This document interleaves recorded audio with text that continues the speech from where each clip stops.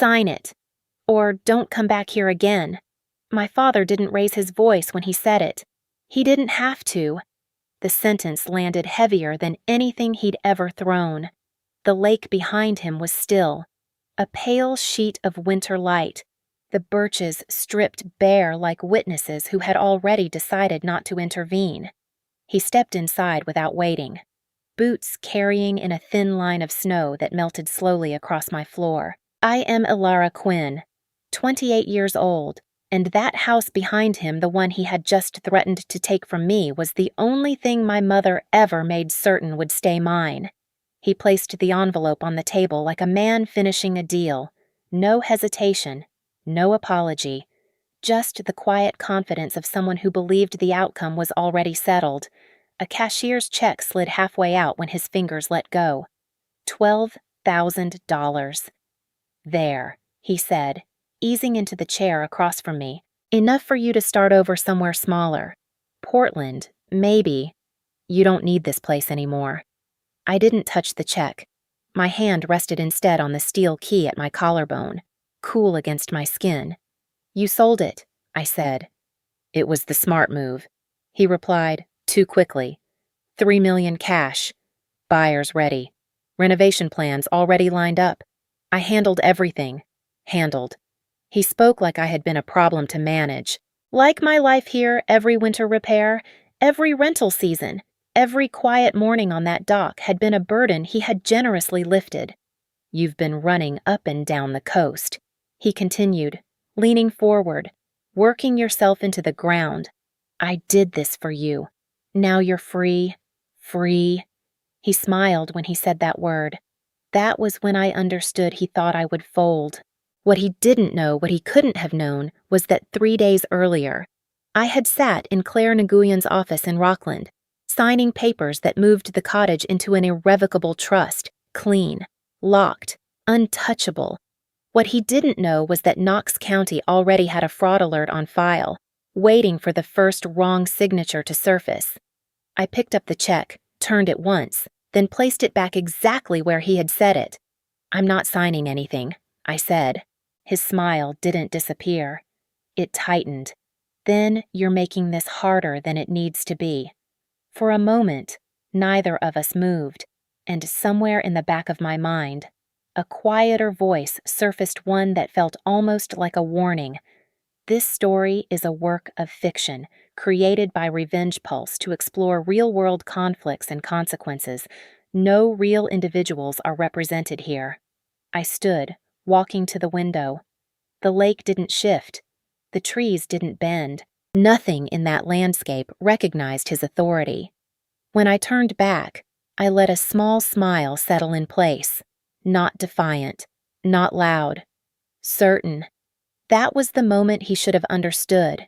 He hadn't just tried to take something from me. He had stepped into something already set in motion. And the first crack in his plan would come from a place he never thought to watch, a quiet bar in Rockport, where someone had already started talking. After my father left, the cottage didn't feel empty. It felt like it was listening. The check stayed on the table, untouched. I was 24 when my mother died, old enough to understand what I'd lost, but not yet strong enough to carry what she left behind. The judge in Rockland signed the papers in under 10 minutes. Just another file, just another transfer. But for me, it wasn't an inheritance. It was a responsibility I didn't get to refuse. The cottage was already falling apart back then. Shingles curling, wood soft from years of neglect, windows swollen shut. Nothing about it was easy. I worked in Camden during the day cleaning rentals, fixing docks, whatever paid, and came home to rebuild what I could at night. Some nights I didn't even take my boots off. I just sat on the floor and stared at what still needed fixing. And then I kept going. My father didn't stay, but he didn't disappear either. He called, often. Bridge loans, car trouble, a short-term deal in Belfast that just needed a little help to close. I said yes more than I should have, not because I believed him, because I thought if I stayed involved, I could control how bad things got. I thought proximity meant protection. It didn't. Every dollar I sent bought him time and cost me clarity. I stopped asking questions, stopped pushing back, became the place he leaned on whenever something broke. The cottage never worked like that. If I didn't fix something, it stayed broken. If I showed up, it held. That was the difference. That's why I stayed. But staying came with its own cost. Because endurance can look a lot like acceptance until something forces you to see the line you've been standing on all along. That moment came in Rockport. Owen didn't text. He didn't call. He waited until I was sitting across from him, then leaned in just enough to make it clear this wasn't casual. "Someone's been asking about your place," he said. He paused. "And they're not asking like it still belongs to you." Owen didn't call right away. He waited until I was sitting across from him in a marina bar in Rockport, the kind of place where conversations blur together unless something sharp cuts through. "This isn't nothing," he said, lowering his voice. I didn't answer. I let him take his time. "I heard your father," he continued. "He's been telling people the lake place is already gone. Says the deal's done. Money's basically his." The room didn't change, but something inside me did. Owen hesitated, then added the part he clearly didn't want to repeat. "He said you wouldn't even notice. That getting your signature wouldn't be hard." I felt it then, not anger first, but something colder. Precision. By morning, I was in Rockland, sitting across from Claire Nguyen. Her office was quiet, orderly, nothing wasted. She didn't interrupt as I laid it out the check. The calls. What Owen had heard. When I finished, she leaned forward. "He's not guessing," she said. "If he's talking like that, something is already in motion." I held her gaze. "What kind of something a forged power of attorney would be the fastest route?" she replied. "If it's filed cleanly, a deed could be recorded before you even know it exists." That was the first moment the situation stopped feeling like family trouble. It became a system problem. "What do we do?" I asked. "We don't wait," she said. Within the hour, she had documents ready and irrevocable trust, structured to lock the property under my control. I signed each page slowly, not rushed, not reactive, deliberate. Then came the second layer, a fraud alert affidavit filed with Knox County. "A tripwire," Claire said.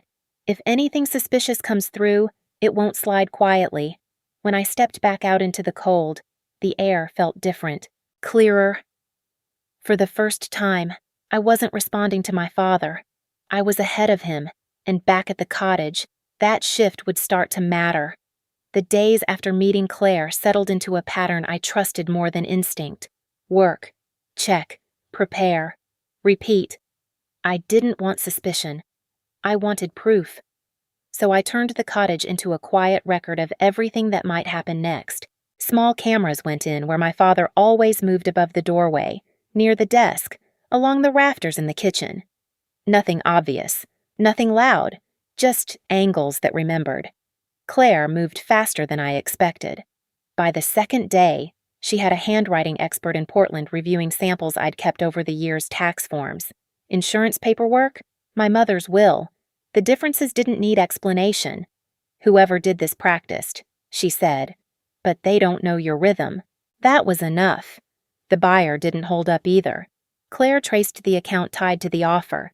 The name led back to someone I hadn't thought about in years, one of my father's old poker friends from Warren. The money wasn't steady. It moved in short bursts, then vanished. Not a purchase, a setup. Late that evening, Marta LeClaire from the registry called. "There's a packet here," she said. Dropped after hours. Something about it feels rushed. She didn't need to say more. "It won't move forward without review," she added. That was all I needed from her. Owen called once, offered to come by. I told him no. Control felt safer than help. And by the time my father invited me to dinner, I understood something clearly. He thought he was closing a deal. I was waiting for him to prove it. The Summit Grill overlooked the Rockland waterfront, its glass walls catching the last pale light over the breakwater. My father had chosen it carefully. When I arrived, he was already seated, a bottle of wine chilling beside him, 2 glasses set with quiet confidence. Sit down, Elara, he said, smiling. Tonight's a good night. I took my seat, smoothing the napkin across my lap. He poured the wine without asking. To your freedom, he said, lifting his glass. No more carrying that place alone. I took care of it. I let my glass meet his. I didn't drink. 3 million, he continued. Cash. You should be thanking me. The word should hung there. He leaned back, satisfied, and the check he added. That's me making sure you land on your feet. I smiled just enough for him to believe it. Halfway through the meal, Claire arrived. She paused as if surprised, then glanced at me. I didn't realize you were here. Join us, my father said, gesturing to the empty chair. Polite, unbothered, still in control. The waiter cleared our plates. My father poured himself more wine.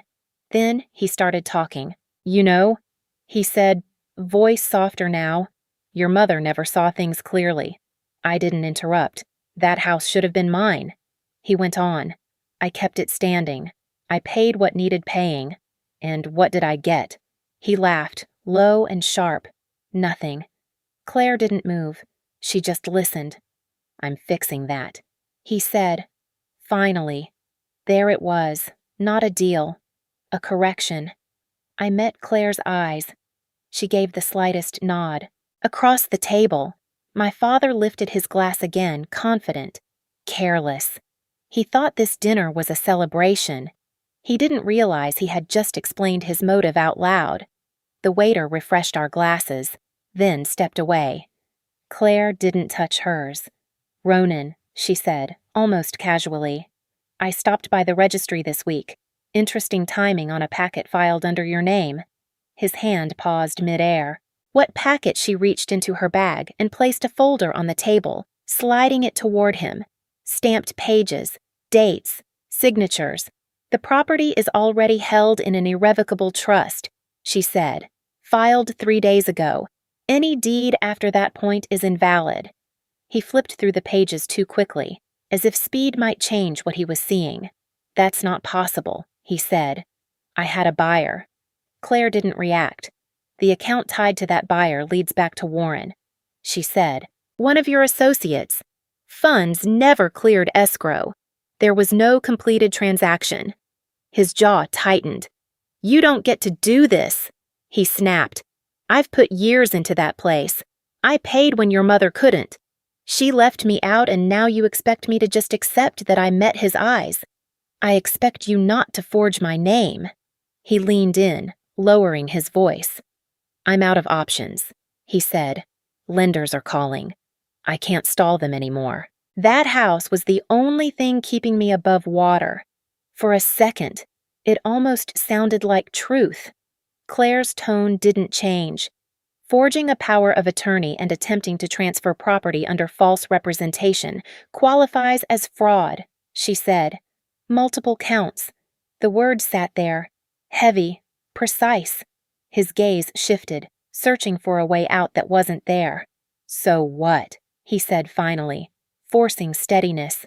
You calling the police? Not tonight. Claire replied, but this is already documented.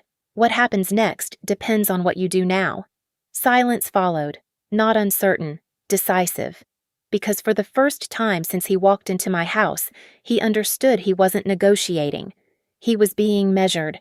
The tide was still low when I drove back into Rockland the next morning. Claire already had the file open, marked and organized, each section flagged with quiet precision. She didn't look up right away. What outcome are you aiming for? She asked. Not what happened. What I would allow next. I don't want this buried, I said. But I'm not trying to put him in a cell if there's another way. She nodded once. Then we build pressure without losing control. The plan took shape quickly. Civil action would be filed not as punishment, but as leverage. At the same time, a restitution structure repayments from any assets he could liquidate, mandatory financial counseling, and a signed covenant. No contact about the property, no interference with the trust. Any breach would trigger everything else, including the criminal referral already documented. Later, Over coffee in Camden. Owen listened without interrupting. He's going to say this ruins him, he said finally. He might be right, I replied. I held his gaze. But that doesn't make it wrong. Owen exhaled slowly, staring into his cup. You're not just protecting the house, he said. You're drawing a line. I should have done it years ago. That was the part that stayed with me. Not the fraud, not the documents. The years I had mistaken tolerance for stability. Owen nodded once. Then I'm with you. It wasn't relief, but it was enough. Because for the first time, the boundary wasn't something I felt. It was something written, enforceable, and no longer mine to carry alone. Back at the cottage, I started with the locks. New hardware replaced the old without ceremony. Each turn of the wrench was simple, practical, nothing symbolic about it. Just control, made visible.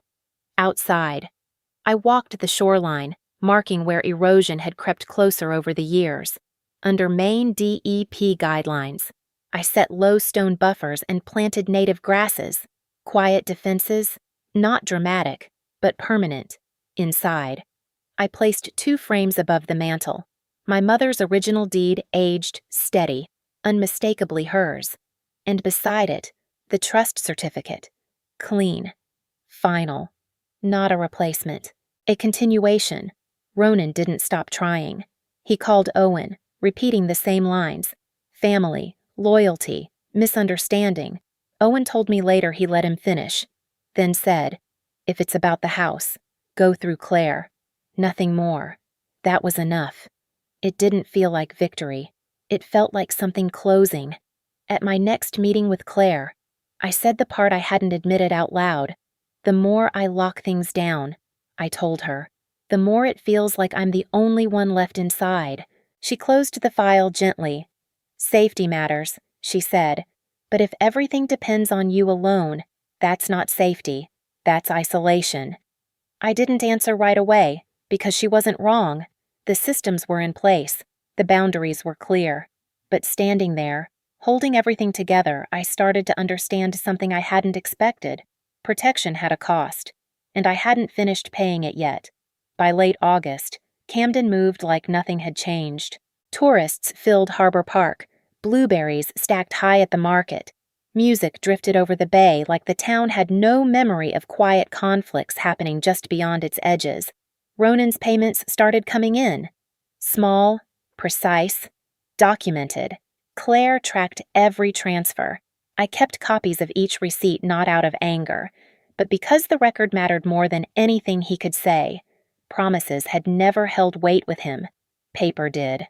I needed something that wasn't tied to him at all. So I set up a small grant through a local land trust focused on deed fraud prevention. Within weeks, applications came in. Stories that felt familiar in ways I didn't want them to. Signatures questioned, pressure applied, lines crossed quietly. For the first time, what I'd built was helping someone else hold their ground. Then his letter arrived. No explanation, no apology, just a request. To stand at the road and look at the cottage once more. I read it twice on the granite steps by the lake. It wasn't much, but it wasn't nothing either. I allowed it. One visit, no exceptions. He came in the late afternoon, staying on the gravel shoulder beyond the gate. He didn't call out, didn't step forward, just stood there, looking, the roof, the chimney, the trees. For once, he didn't try to take anything. When he left, he didn't turn back. And standing there, watching the space he'd occupied, I understood something clearly. This wasn't reconciliation. It was distance. And for the first time, that distance held. A year passed without spectacle. No sudden confrontations. No final scenes. Just structure. Each month, Claire sent updates, payments logged, sessions attended, compliance noted. Not perfect, but consistent enough to keep the civil action paused. Not erased. Paused. When I met her in Rockland, she laid the file open between us. He's holding the terms. She said, as long as that continues, nothing escalates. I nodded. It wasn't forgiveness. It was resolution without illusion. Back at the cottage, autumn had started to settle in. The air carried that sharper edge, the kind that makes everything feel more defined. I placed a shadow box above the mantel. Inside it, 3 things: the steel key I used to wear every day, the trust certificate filed, stamped, final, and a photograph my mother had taken the summer before she died. The house lit in a way that made it look untouched by time. I stood back and looked at it, not as proof, as closure. The key didn't belong on me anymore. It belonged there behind glass, a reminder of what had almost been taken and what couldn't be touched now. Outside, the birches moved with the wind. The lake held steady, reflecting light without distortion. My father still existed somewhere beyond that road, but not here, not inside the line he tried to cross, and not inside anything I would ever leave unprotected again. I didn't win anything back. I secured what was already mine, and this time it was staying that way. If this story stayed with you, take a moment and think about the gate in your own life, the line you've been meaning to draw but haven't yet. Sometimes, what protects us isn't strength or anger, but the quiet decision to stop negotiating what should never have been negotiable.